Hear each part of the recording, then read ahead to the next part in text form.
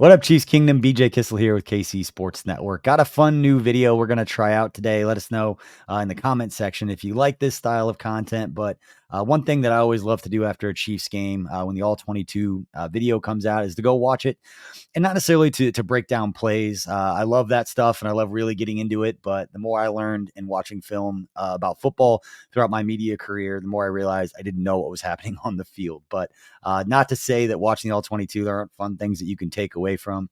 And so I've got 10 to 12 plays from the Chiefs win over the Bengals that kind of stood out to me that I wanted to draw some attention to. And hopefully you all will get something out of this video that you'll appreciate. Try to keep it quick and try to keep it moving.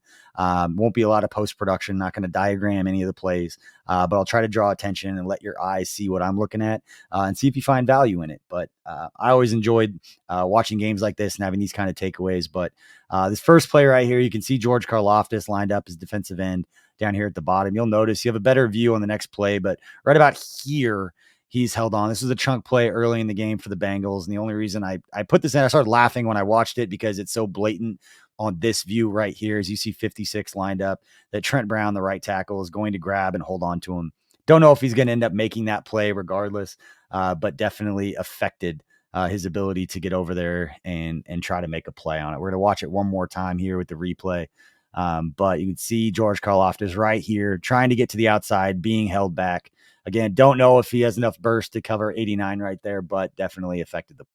And one of the very next plays, Jamar Chase, you'll notice right there in motion to a stack, runs about 5 yards, stop route, gets it. He does this multiple times throughout the game. Must be a staple for the Bengals. Not going to pretend to have watched the Bengals a ton, but in this game, they've got him the ball. I believe 3 of his catches were on this exact play where he basically motions to the stack, runs up, stops, turns around, catches it. Doesn't get this next play is just an example of Trent McDuffie being one of the best, if not the best player on the field. Jamar Chase, top of the screen, one-on-one, runs a little post, a little slant, get in there, and Trent McDuffie is right on his hip, gets his hand there, is able to make a play. I love the celebration after, just putting his hands behind his back like it's business as usual. They motion away to isolate him. He's able to get in there and make a play, frustrating Jamar Chase a little bit early in this game, which we saw build, obviously, with the explosion towards the end of this game. And then here's another example. If you look at the bottom of the screen, watch the defensive backs pass this off. This is just great communication, great team defense. Everybody's getting a piece of the action here. But those guys at the bottom, I'm going to replay this again. And I'm watching these DBs down here for the Chiefs. These 2 guys right here. If you watch Chase, they try to get him the ball. He goes in, out. Chiefs pass it off beautifully. They're able to pick up 80 coming on the slant. It's just a great job of communication, great job of everybody being in sync and not allowing there to be any extra space for these guys to make a play. Great job all the way around. And obviously the pressure up the middle or pressure up front for the Chiefs was able to get the ball out of Burrow's hand, get him off his spot as you watch these guys rush up front. Turk Wharton gets by his guy. Karlaftis gets a little push. And throughout this game, for George Karlaftis being a smaller guy compared to some of the other, the 2 tackles he was going against, Orlando Brown Jr.'s gymongous human being, Trent Brown's largest human being on the planet, it seems like. And a few different times, and we saw the example right there. We can go back and watch it again. George Karlaftis gets a little punch, gets a little moving that guy backwards as he drives him back. And again, he's outweighed by, it seems like, about 235 pounds. But great play there from Karlaftis, and team defense, red zone defense was really, really good in this one. Next play, and what was a phenomenal just overall game for Shamari Connor. Here's the play that he made on special teams on one of the kickoffs following, I believe, the field goal. But you can see him here at the bottom of the screen. Kind of comes around unblocked, but is able to get his hand, trip him up, make a play, keep him on the other side of the 25-yard line. But phenomenal day for Shamari Connor. And this was his big special teams play, in addition to the late sack that he got and then the scoop and score touchdown. Was obviously the biggest play of the game for the Chiefs. So one of the 2 interceptions from Patrick Mahomes. One thing that we've noticed throughout Mahomes' career is a lot of his interceptions are linebackers sinking, guys underneath that he doesn't see when he's looking to the second or even third level of the defense. So it's very much an interception that we've seen from Patrick Mahomes before regarding the location and where it goes. All right, and this one right here goes to Xavier Worthy on the end around. And this is one of those ones where I'm going to Be very careful about how I word this because I don't want to say he did the wrong thing. And I actually praised him going back to week one with his touchdown because it felt like he ran. Most fast guys will try to get to the outside, and he actually cut up the middle and kind of went through the traffic on his touchdown in week one against the Ravens. And in this one, it felt like he actually had a pretty good lane set up. You'll see 92, which I believe is BJ Hill right there. He starts sliding to the outside. BJ Hill is the one right here for anybody that can see the screen. But when BJ Hill gets to the outside, it feels like Xavier Worthy could have cut up underneath him, and there is actually a pretty good lane, but instead he gets to the outside of him and gets a few yards on the play, but it felt like this could have been a much bigger play if he either cut up or been just a little bit more patient and let Hill kind of slide to the side. But I'll let you all decide. You can let me know in the comments if you feel like I'm out to lunch on this or if this makes sense. But you notice right here, right there, he kind of gets to the inside of 92. I'll play it again for anybody so you can see exactly what I'm looking at. But just felt like there was an opportunity. If he slowed down right about here and then cut up right behind Joe Tooney, 62 right there was a lane for him to run. But that's going to come with experience if that is in case where he was supposed to go on the play or we could have gone on the play. Easy in hindsight to say that's what he should have done. But that's one of the plays that jumps out. And those are the types of plays we're going to see from him quite a bit throughout his young career. And we know he's a playmaker. It's fun to see him get the ball in his hands. These are always fun. Just Patrick Mahomes just throwing an absolute dot right here. This is the touchdown throw to Rashee Rice at the top of the screen. You'd see him. Cam Taylor-Britt, 29, does not get a hand on him, slows up a little bit. No, he's got safety over the help, but that's just an absolute beautiful ball. Can't throw it too much on a line because you got to get over the defensive back, and you can't put too much air under it with too much time to let the safety come over and make a play on it. So just an absolute beautiful throw, beautiful touchdown, beautiful thing to see. There's Jamar Chase stacked at the bottom. It's going to be that same little route that we talked about earlier. He's just going to kind of follow the guy in front of him, turn around at about 5 yards, and pick up some yards. One of the biggest plays of the game for Jamar Chase right there. Finished with 4 catches for 35 yards. There's a lot to love about this play. 98, Turk Wharton gets off a double team and is able to blow this play up. But a few different things going on. We'll watch this one a few times. But first one right there in front of the left guard, you see Turk Wharton splits the double teams, able to get off and make a play. Drew Tranquil right there to make a play as well. But take another look at that one. Just watching 98 in the middle of the defense get some work done. Chris Jones getting through. Guys just making plays. This play I'm going to present without any commentary.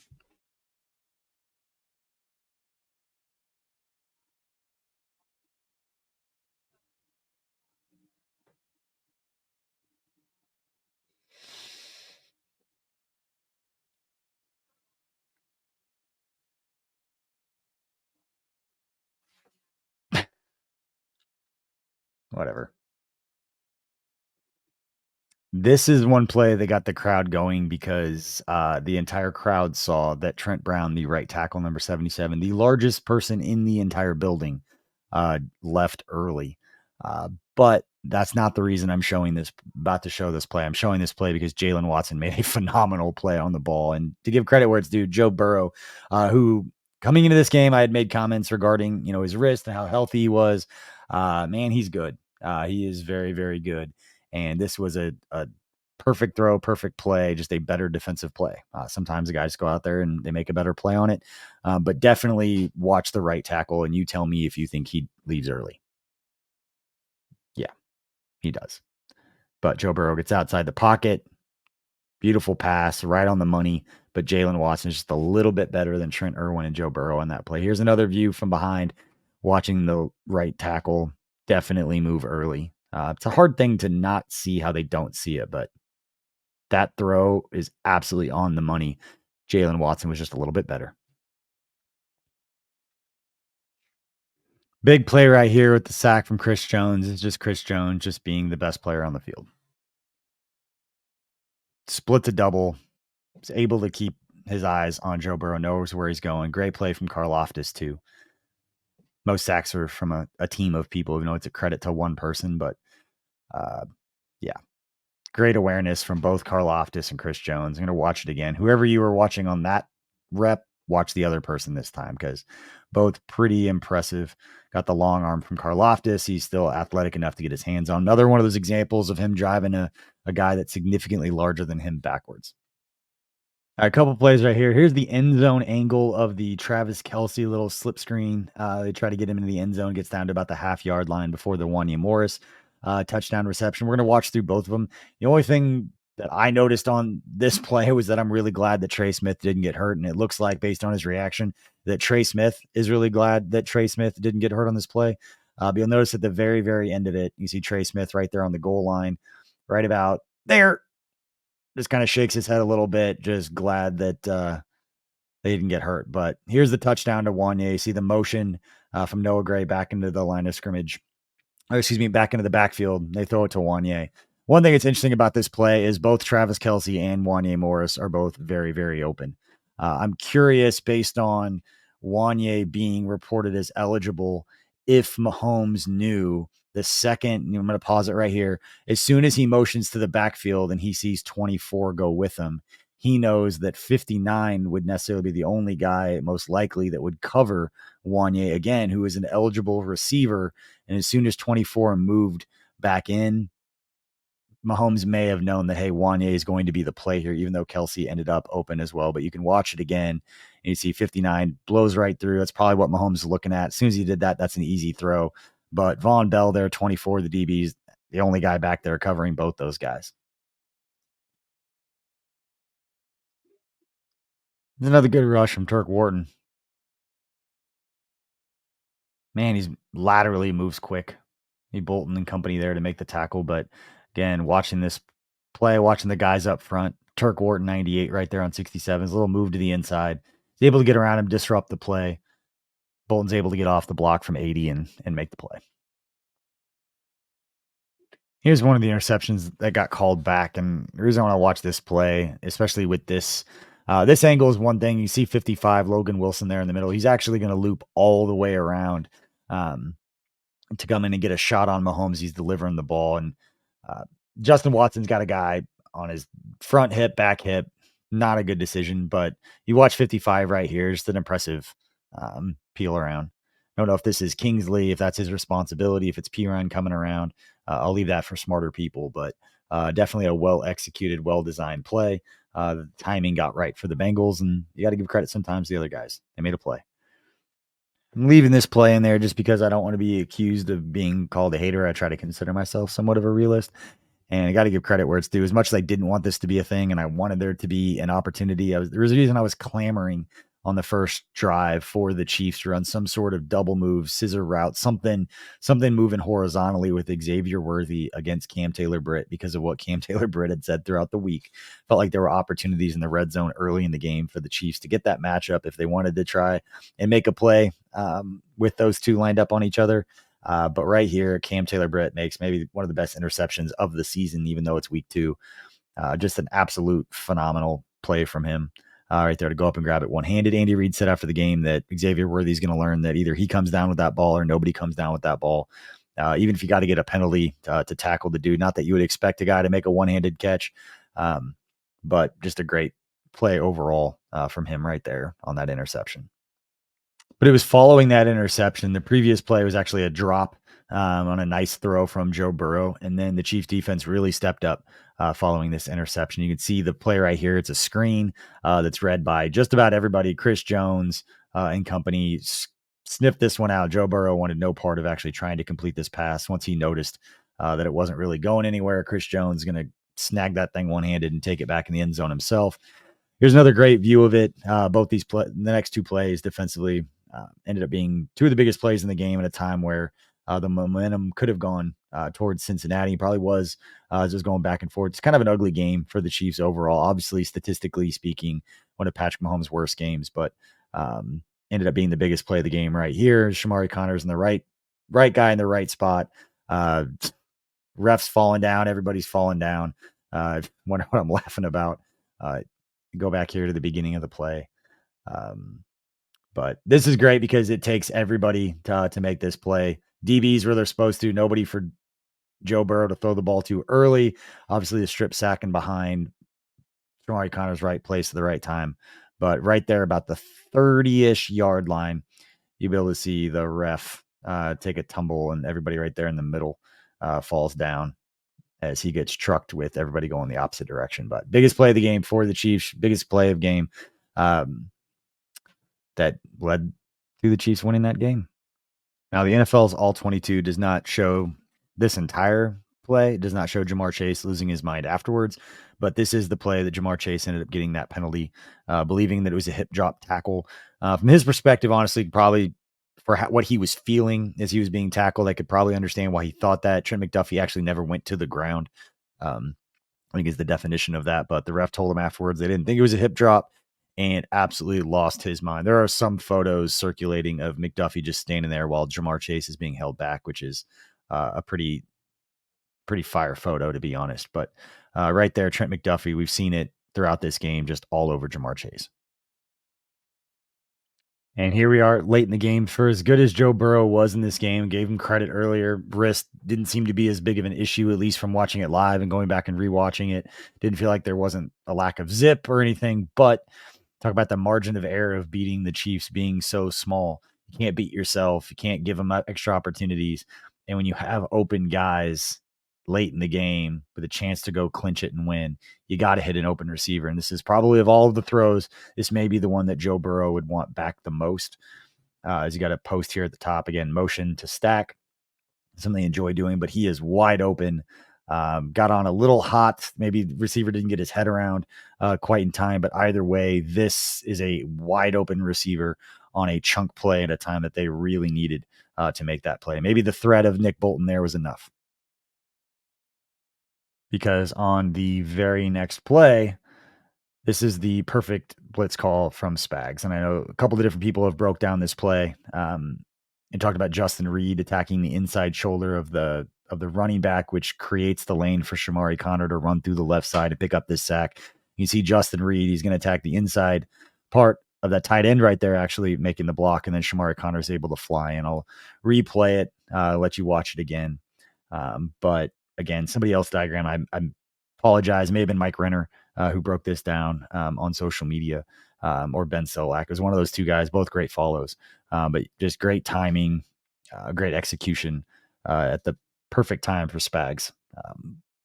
There was a stat last year that he had more free rushers than any other, defensive coordinator. The Chiefs had more free rushers at an opposing quarterback than any other team in the NFL. And it's because of play design, because of timing, all those types of things. And it's executing in crunch time, just like we see right here. This is a perfectly executed blitz at the perfectly executed time.